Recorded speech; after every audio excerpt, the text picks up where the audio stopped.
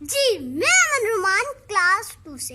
कहना ये था कि 5 माह से घर बैठ बैठ के तंग पड़ चुके हैं और हमारे दिमागों में जंग पड़ चुके हैं। आज मैंने सोचा कि मैं यूनिफॉर्म पहनूं और आपसे शेयर करूं वो यादें, वो बातें और मुलाकातें जब सुबह सवेरे उठते थे और नाश्ता वर्जिश करते थे, फिर खर्चा बस्ता लेते थे, स्कूल का रास्ता लेते थे, फिर टीचर प्यारी आती थी, हमको खूब पढ़ाती थी, फिर बड़े ग्राउंड में जाते थे, कुछ खेलते थे, कुछ खाते थे।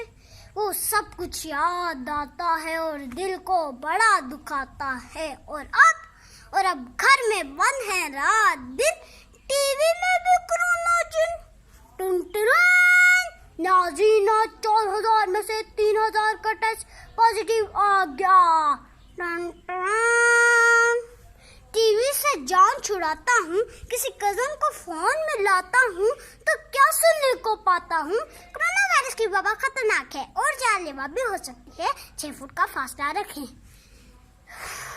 इस माहौल में अच्छी बात है ऑनलाइन तो पढ़ रहे हैं, हम थोड़ा आगे बढ़ रहे हैं, पर आखिर कब तक हम बच्चे हैं, हम बच्चे सच ही बोलेंगे।